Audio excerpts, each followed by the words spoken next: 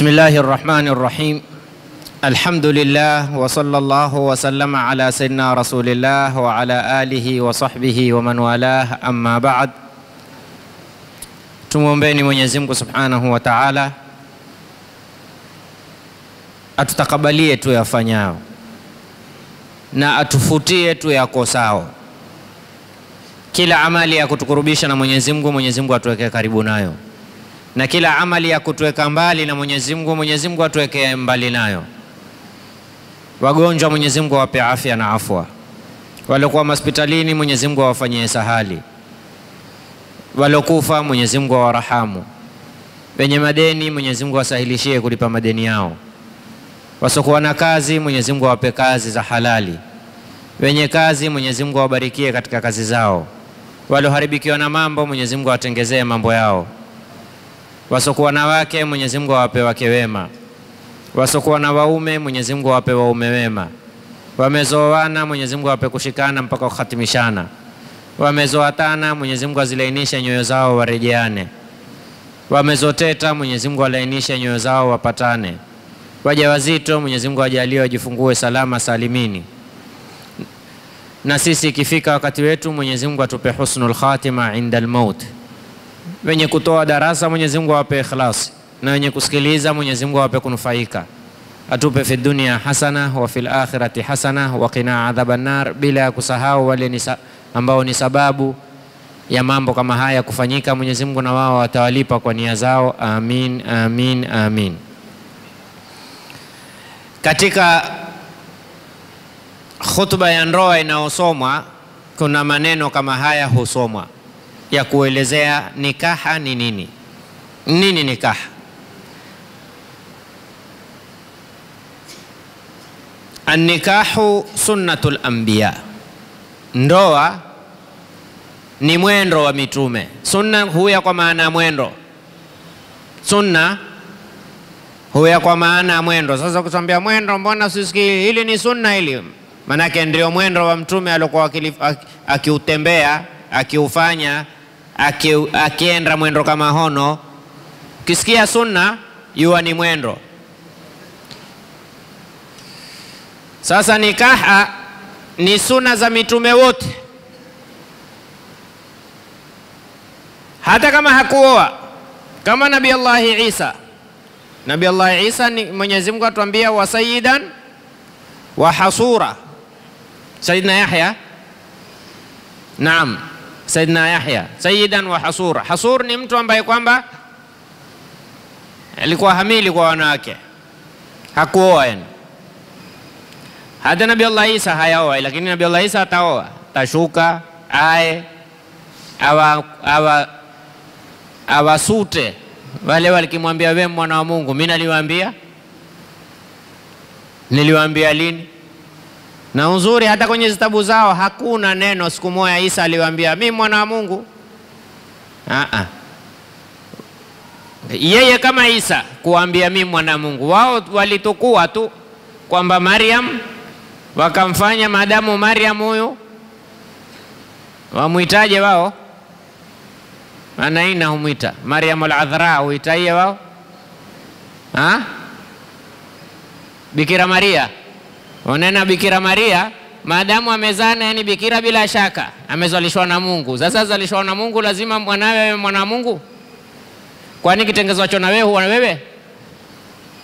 Wewe ukitengeza tepu, ile tepu wa wewe? Wallahi.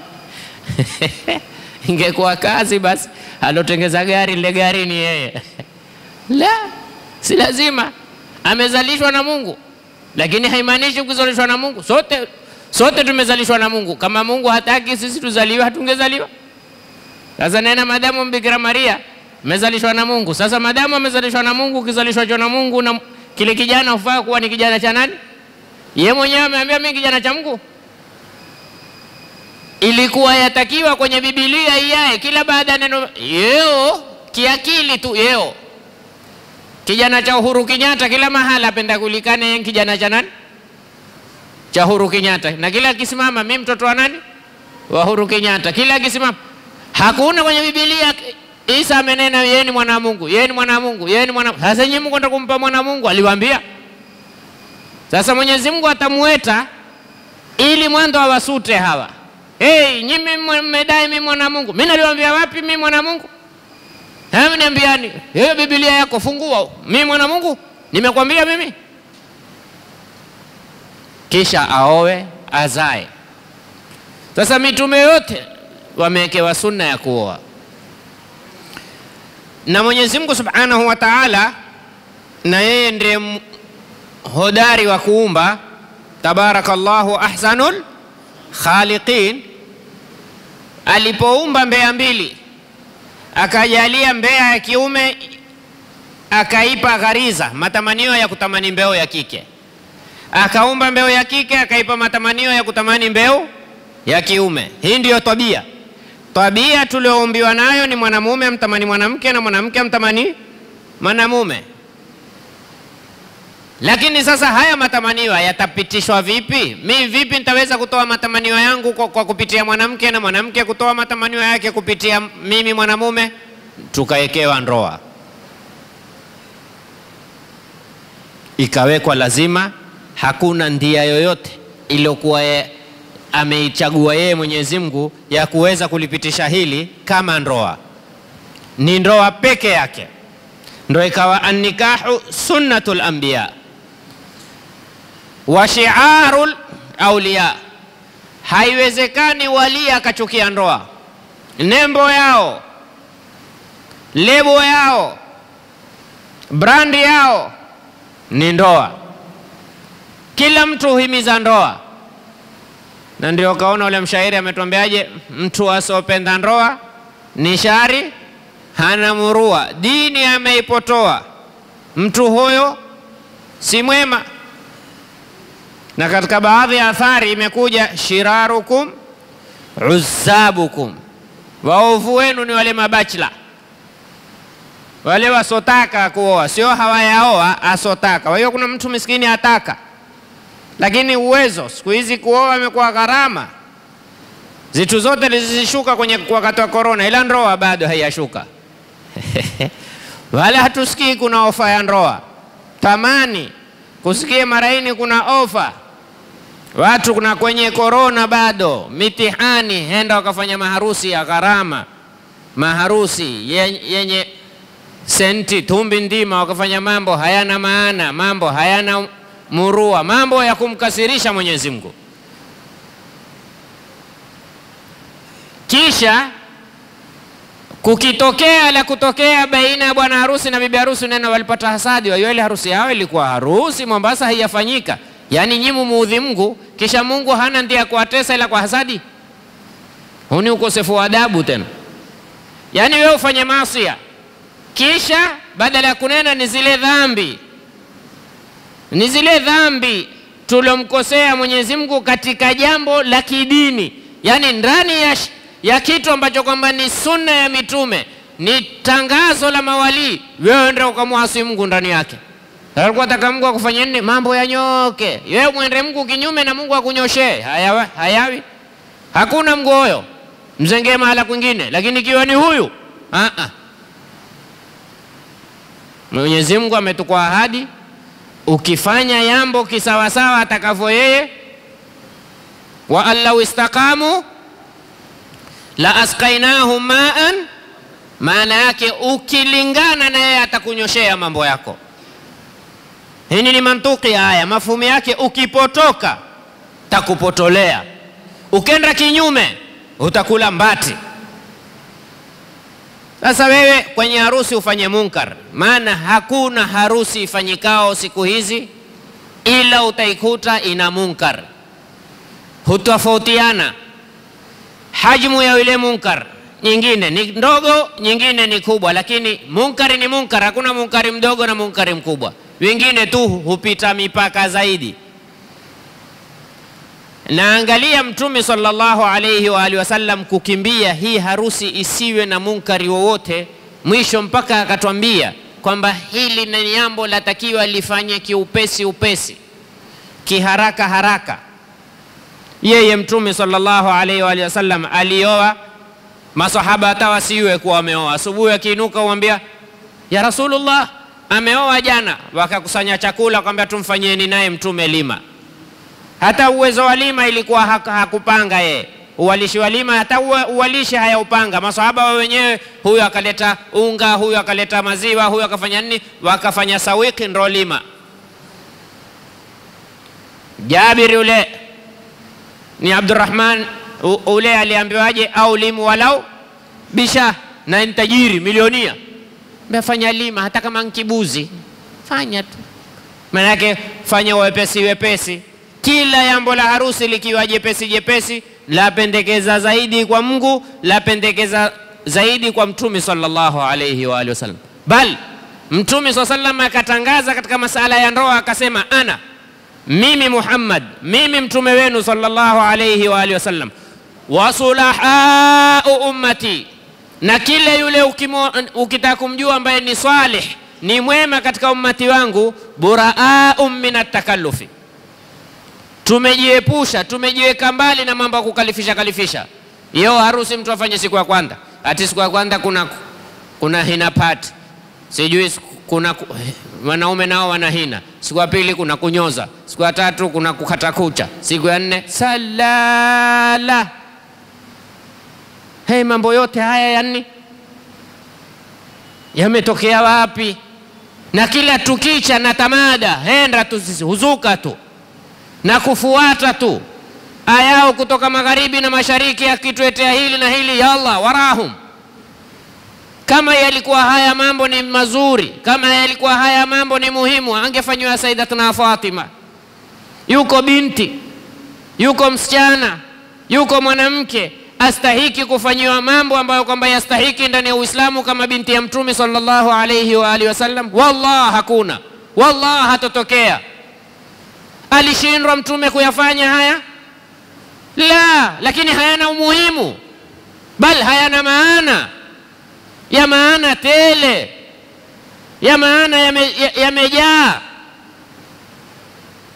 Kini walikuwa wapenda kula, twendeni kuna kula, hakuna kuambizana ukweli. Watu hawataki kufanya lillahi ta'ala.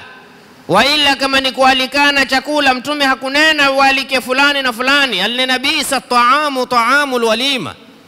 Kwa nini chakula kibaya kiwe cha walima? Sema yud'a ilaiha al-aghniya, hualikwa sana matajiri, wa yutraka al-fuqara, wakaatwa maskini. Wewe nenda kwenye harusi yoyote uone maskini wafukuzwao. Ilikuwa yatakiwa sisi tukenda mwambie bwana, la, hawa ni muhimu, kwa sababu wewe utakwenda, mimi nitakuya harusi yako, wallahi nitakuja kwa ajili yako wewe, si kwa ajili ya kile chakula. Wa ila cha kwangu nkizuri kushinda hicho utakachonilisha.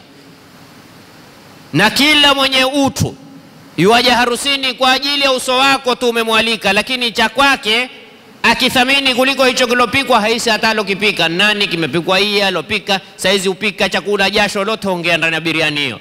Biriani hiyo tamu, jasho la mtu ndani humo. Mingine huikuna makwapa hapo hapo, kisha kashika mwiko, huilia tu. Lakini yule alokuja mlangoni na hakualikwa, hana lilomuilia, ile ni ule wali, mpe yeye, utapata thawabu kwa Mungu kuliko kadi yangu. Lakini la, tambiwa ni harusi gani, ni mengi ya machokora, mengi ya wateja. Angalia kwa Mungu, utaambiwa umewastiri watu na ndaa. Kwa hiyo utakuta harusi nyingi zifanyikazo si sunnatul anbiya, hazendi kwa mipangilio iliyopangwa na Mwenyezi Mungu na mtume wake Muhammad sallallahu alayhi wa alihi wasallam. Ana wasulahau ummati buraa'u min at-takalluf, tumejieka kando na kujikalifisha na mambo. Na kwenye Qur'ani yasema wama ana minal mutakallifin. Lakini utakuta watu ukimwambia leo kuna darasa mpaka saa 4, la yukallifu Allahu nafsan. Kwenye Qur'ani, kwenye khairi, kwenye madarasa, kwenye taalimi, la yukallifu Allahu nafsan. Kwenye sherehe, siku ya kwanza, siku ya pili, hamuchoki nyinyi? Senti mbele ya senti, senti henda tenge tu. Kwa lipi? Kwa kipi cha msingi?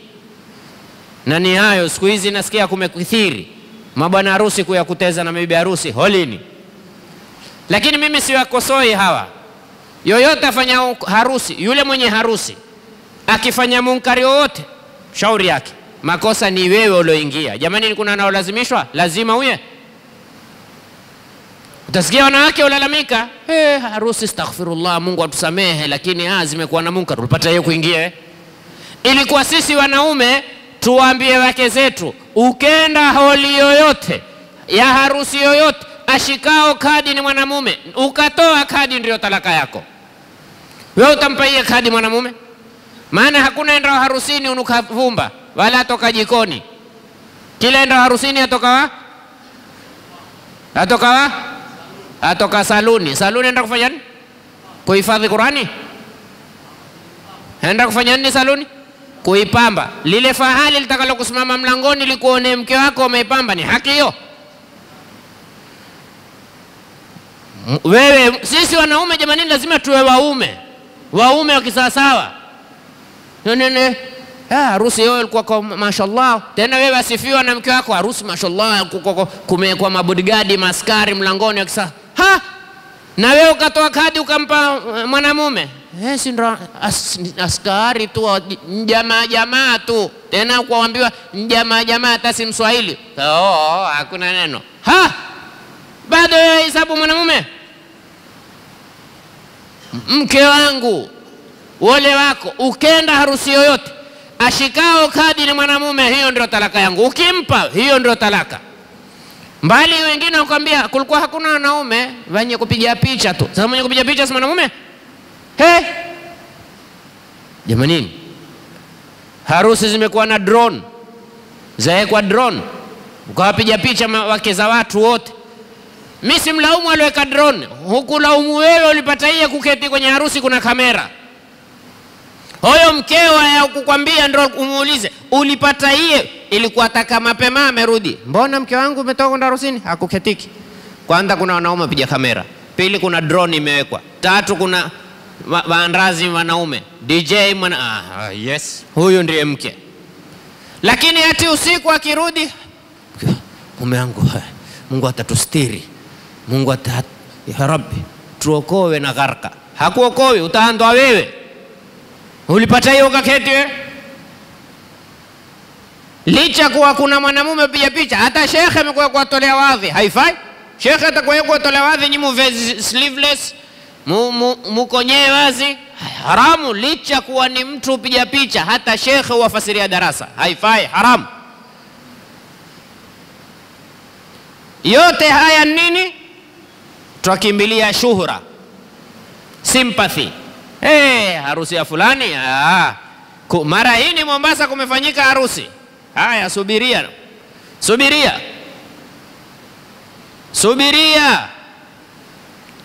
Qul intadhiru inna ma'akum minal muntadhirin. Subirini tu.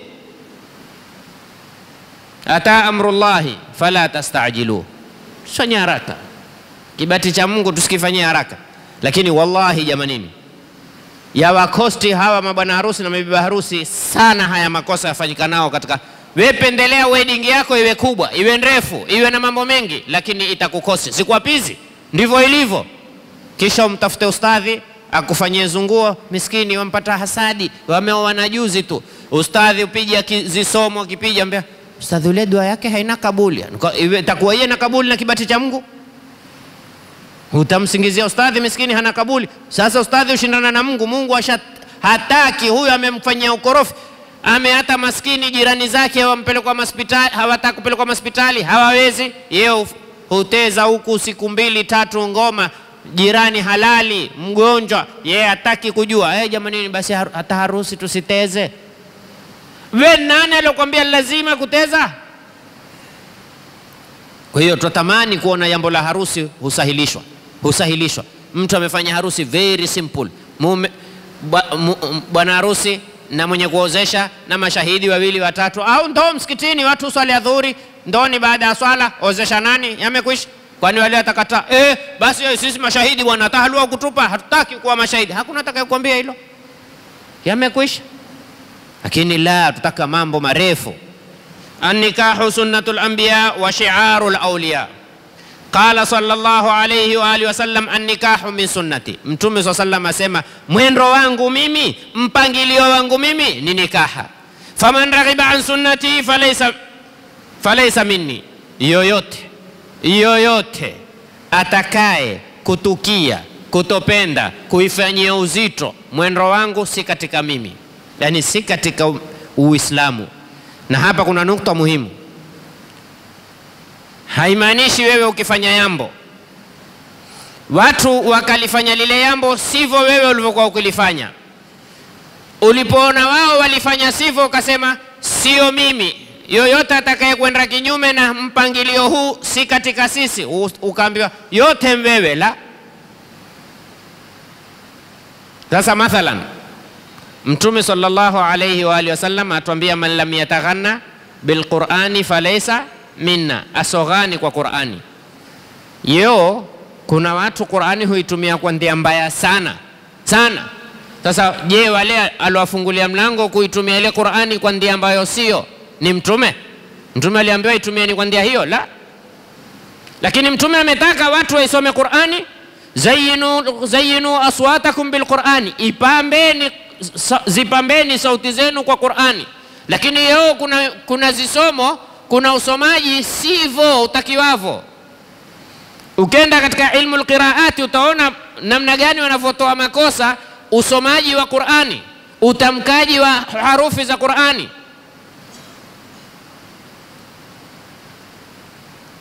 Kwa hiyo haimaanishi wewe ukalieka jambo lolote. Mathalan Mtume sallallahu alaihi wasallam ametuambia sisi, balighu anni walau aya, fikishieni. Sasa kuna watu hufikisha sivyo. Ni Mtume aliyowafundisha wafikishe sivyo?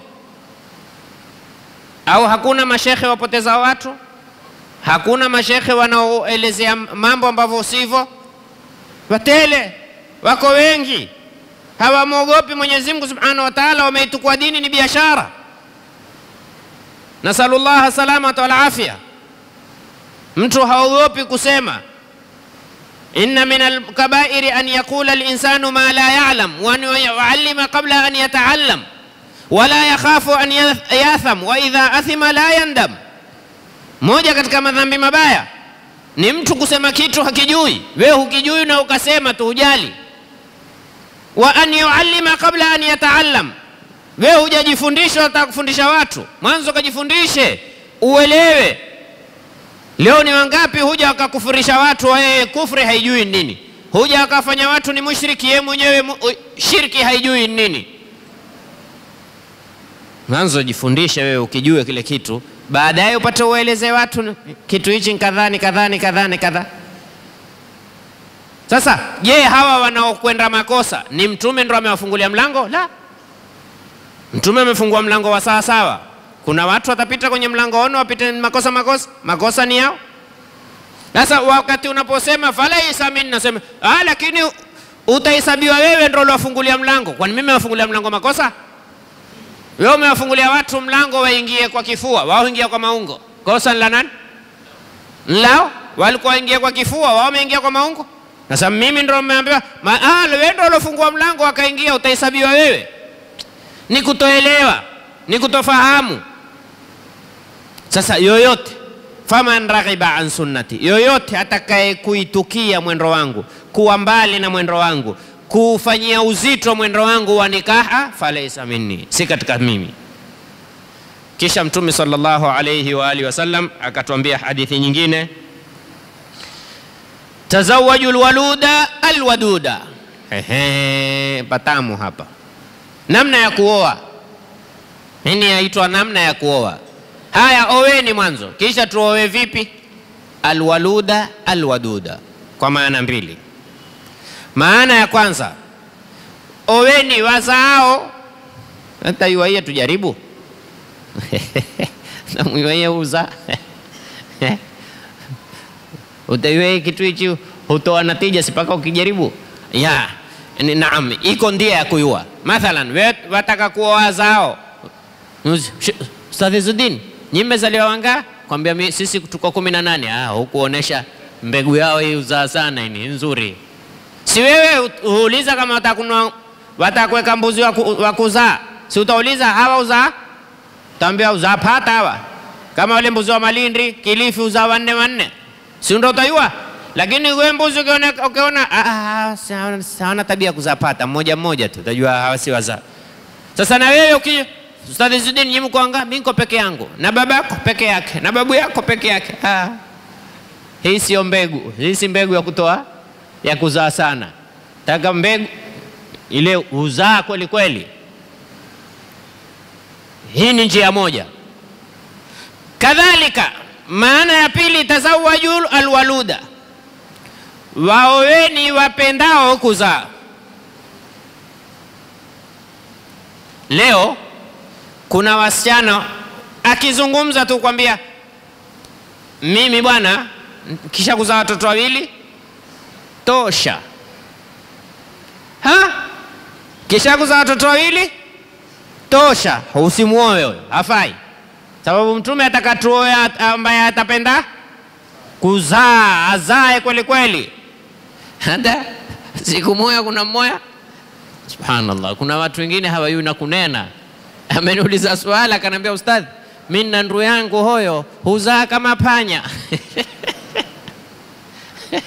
Subhanallah. Yeye nkuzaa tu, hana ibada nyingine. Ambe si ndo kheri? Tumetakiwa sisi tufanye nini? Cha kushangaza sisi Waislamu tumeruhusiwa tuoe wake wangapi? 8. Sisi Waislamu tumetakiwa tuzae sana, lakini ndo katiti. Manake population ya Waislamu hapa Kenya, percentage kubwa ya Waislamu ni wa Somalia. Huu ndio kweli. Sababu mashallah, Mwenyezi Mungu awahifadhi, Mwenyezi Mungu awabarikie. Wao kwanza hakuna mambo ya family plan, ni kuzaa tu. Pili, hawaogopi masala ya kuoa wa pili na watatu.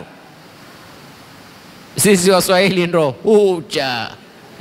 Na mimi ni imamu wenu.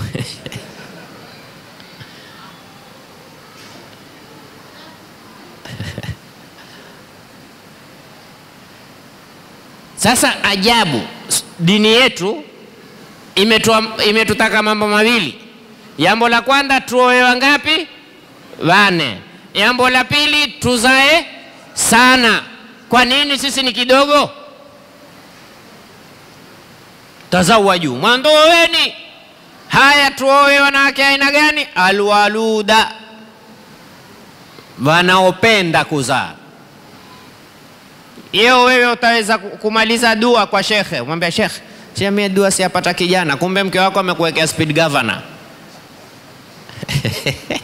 Wajua speed governor? Family plan amekutumilia mwenyewe huyu, umaliza dua kwa mashekhe, tena ukipita kwa huyu maskini huyu ukatoa sadaka, saa Mungu ajalie mpate kijana. Wapi? Umepigwa bonge la speed governor la kisawa sawa ya. Kila ukifinya mashini wewe hupiti 80. Maana wake hatari. Waweza kukutezea game. Kisha na yeye ukwambia yeye, mume wangu, hela inuka na usiku ombe na Mungu. Wewe ukimwambia yeye inuka, dua ya baba utakabaliwa zaidi. Maana yake aiwa yeye ataomba yeye Mungu na ushishie utizie zitu. Haitakiwi. Hata Mwenyezi Mungu Subhanahu wa Ta'ala katika Qur'ani ametuambiaje? In yakunu fuqaraa yughnihimullahu min fadli. Hata mkiwa maskini Mwenyezi Mungu atawafanya matajiri. Siogope. Kila yao, Waswahili kuambia kila yao huwa na riziki yake. Huisi ni umpi Mwenyezi Mungu atakuwa ndio sababu ya kukufungulia. Ni vijana wangapi wa kimaskini Mungu aliwafungulia wakawa tajiri, wakawatononoa wazazi wake. Tunao wengi, tunao mifano mingi. Alhamdulillah. Siogope, hujui wewe, usikate tamaa. Na hujui ni kijana gani itakuwa sababu ya wewe kuingia peponi kwa shafaa yake. Hujui. Au ni kijana gani itakuwa wewe waishi kaburini raha mustarehe kwa dua yake kijana kama huyu. Hujui. Wewe muombe Mwenyezi Mungu, Rabbana hablana min azwajina wa dhurriyyatina, basi ndo muhimu. Qurrata ain, tuzo la mato. kila ukimwona wafurahi, kila ukisikia kitajwa wafurahi, ndo qurrata ain. Qurrata ain ni ule kijana akitajwa wewe una raha, mwana fulani ule bwana, ule amemlea mwanawe jana, ule bwana hodari kukaa na watoto, hodari kusimamia watoto, ndo qurrata ain. Kinyume ndo kila mwanao akitajwa wakatika ndani.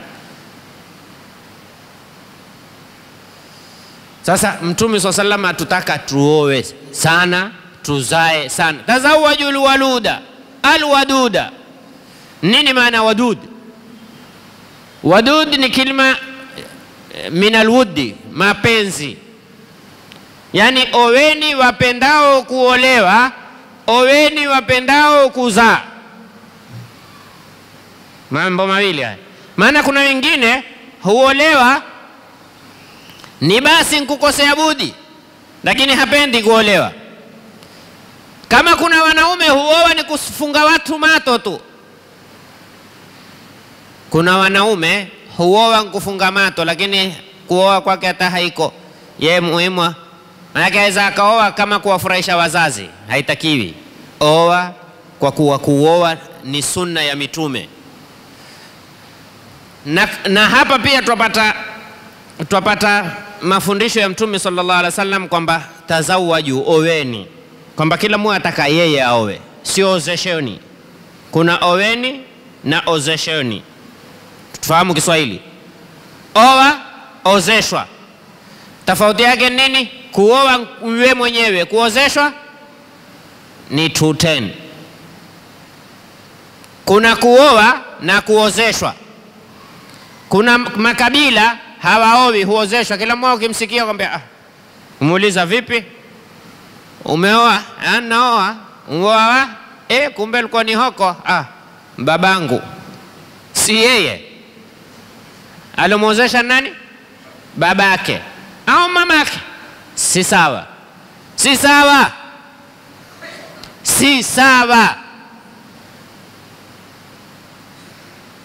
Kuoa yataka ridhaa min janibaini.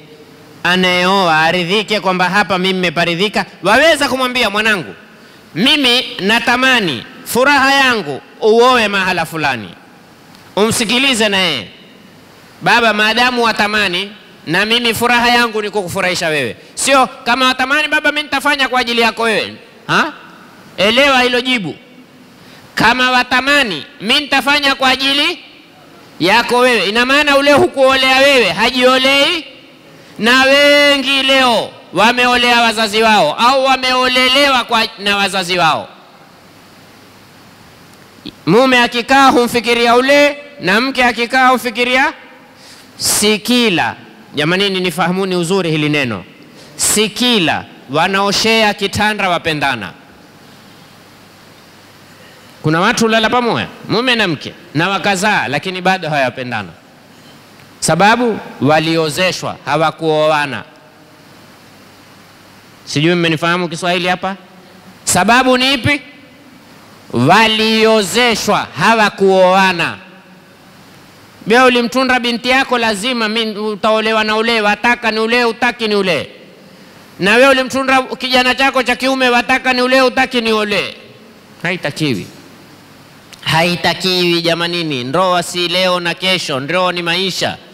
Ndipo pale baadaye watatafuta small chance, small mistake, yani kosa toto, talaka.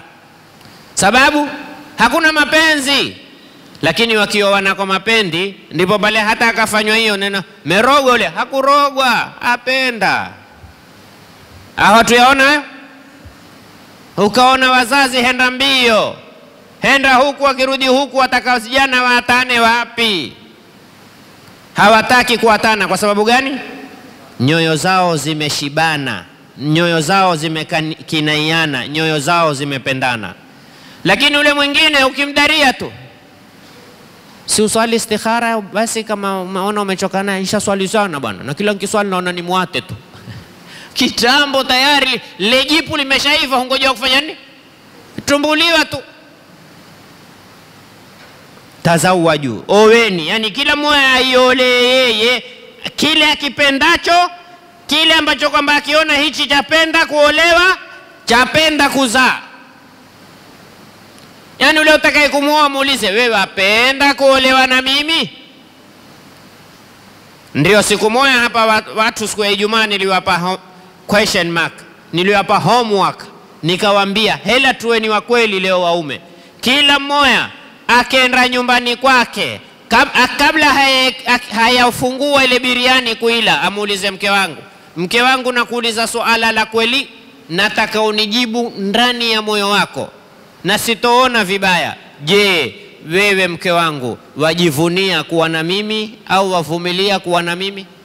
Subutu. Na lau mbingu zitatangaza ndoa zote zimekenseliwa kuanza upya, wengi hawarudi tena pale aliopo. Utakuwa na kibarua sasa. Waambia sasa vipi? Mke wako ule? Mimi bado sijaamua kuoa. Huwa yeye wewe uamua kuoa siku zote kwenye ndoa? Maana kuwata huwezi na kubakia ni kukosea budi. Wallahi wengi waishi na familia yao kwa kukosea na budi. Basi huu ndio ukweli wa mambo. Huu ndio ukweli wa mambo. Hawawezi tu kutamka yaliyo moyoni. Lakini lao Mwenyezi Mungu atazitamsha zile ndimi usindizini,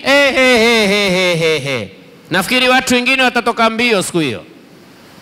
Lakini basi tu Mwenyezi Mungu Subhanahu wa Ta'ala kwa hikma yake hustiri mambo yaende hivyo hivyo. Lakini si haki wazazi jamanini kuwalazimisha watoto namna hiyo. Mlazimisha wataka hutaki, sisi ni huyu. Kwa lipi wewe ni huyu? Huyu sio choice yangu, huyu sio mvuto wangu, huyu sio mahaba yangu, hana ila yoyote. Lakini jamanini, mimi nina msemo usema watu hufanana mato, hutofautiana kuona. Kwa mato mimi na wewe hufanana, lakini kwa kuona hutofautiana. Si kila nikionacho mimi kizuri wewe kiona.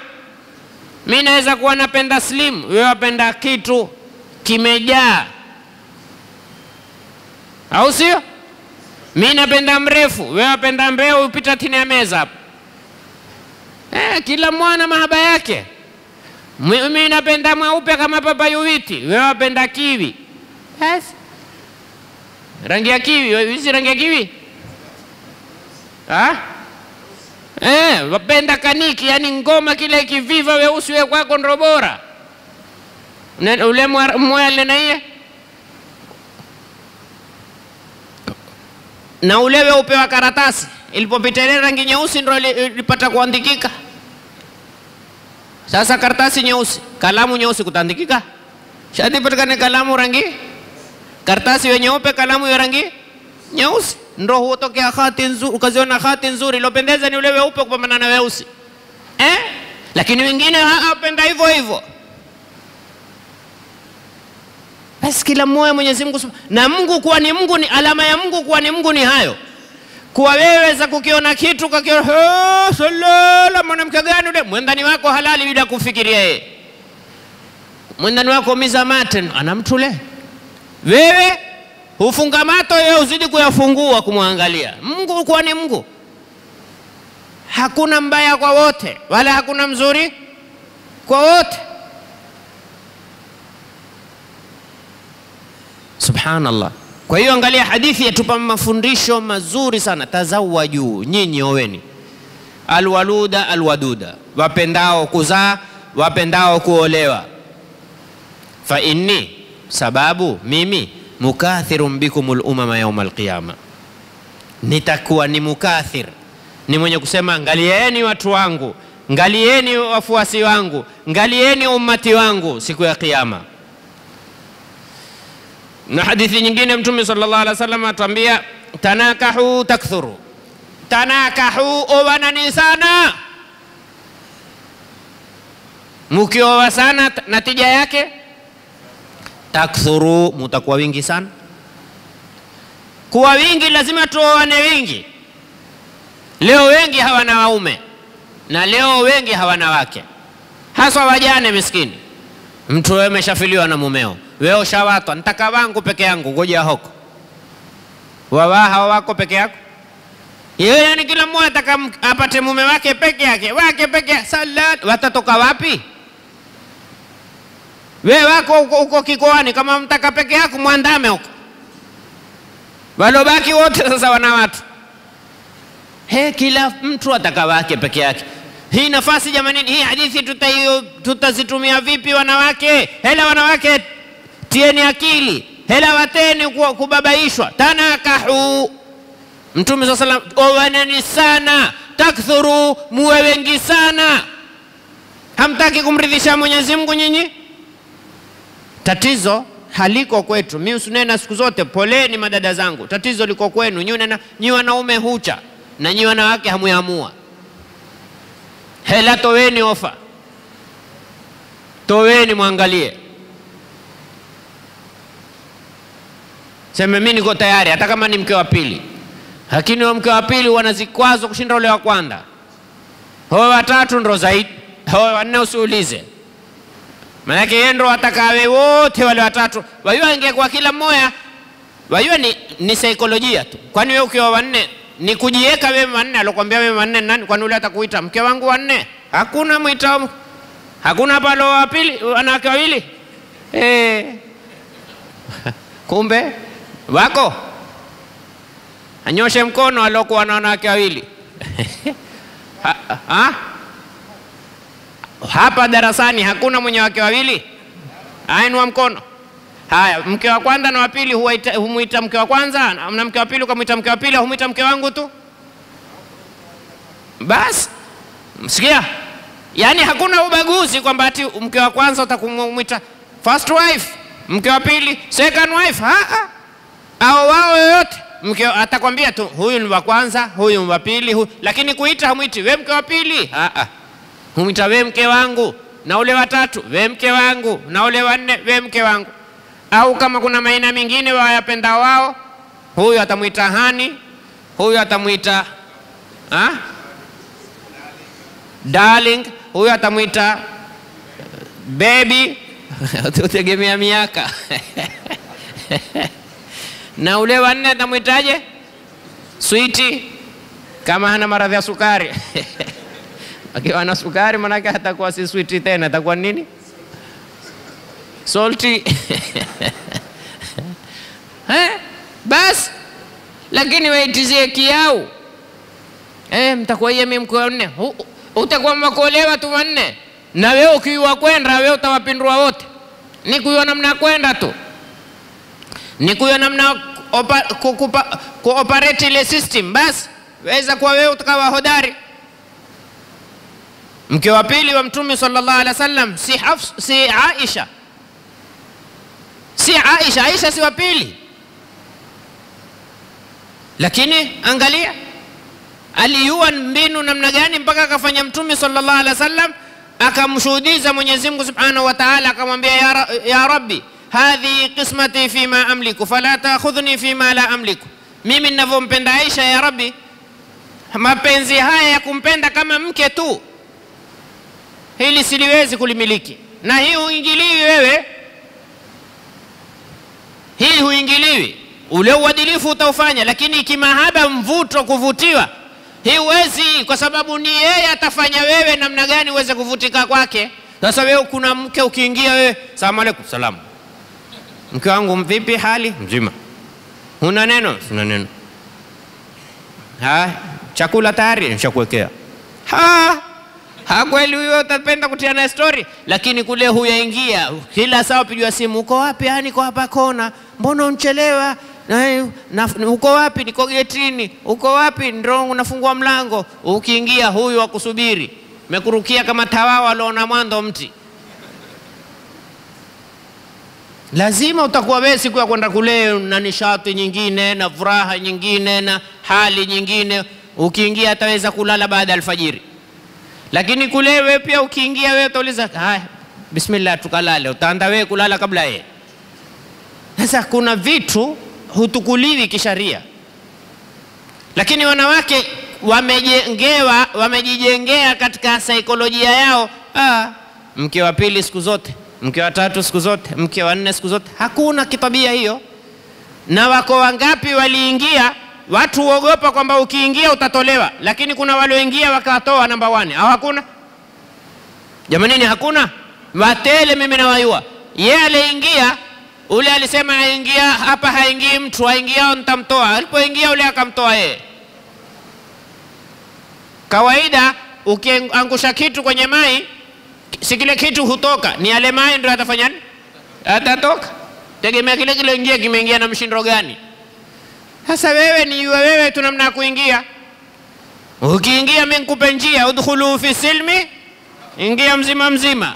Usiingie kwa uoga, ingia na confidence.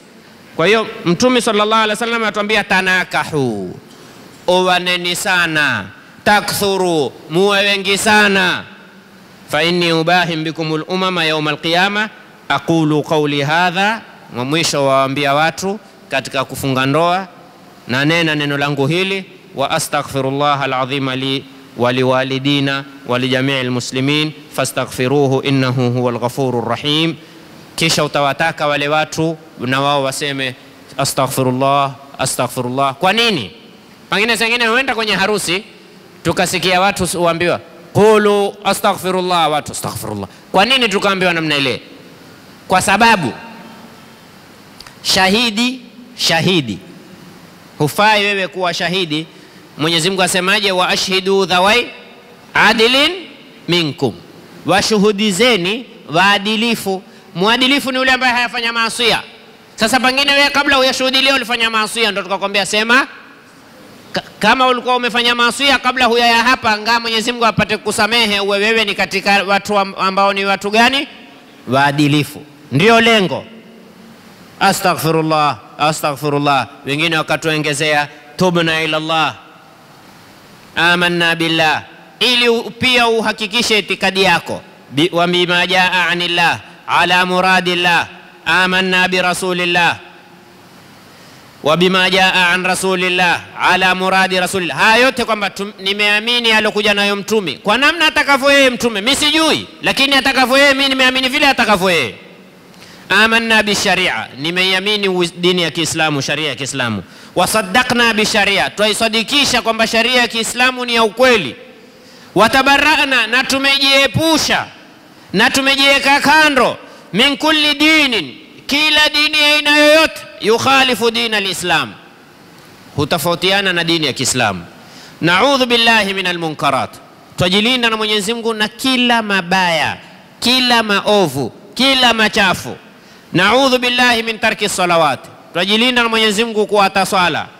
Na'udhu billahi min jami'i ma yakrahu Allah, najilinda na Mwenyezi Mungu kwa kila anachochukia, asichokitaka Mwenyezi Mungu Subhanahu wa Ta'ala.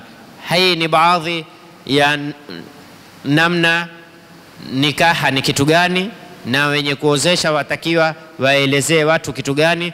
Mwenyezi Mungu atupe kila la khairi, atuepushie kila la shari, atujalie min alladhina yastami'una alqawla fayattabi'una ahsana.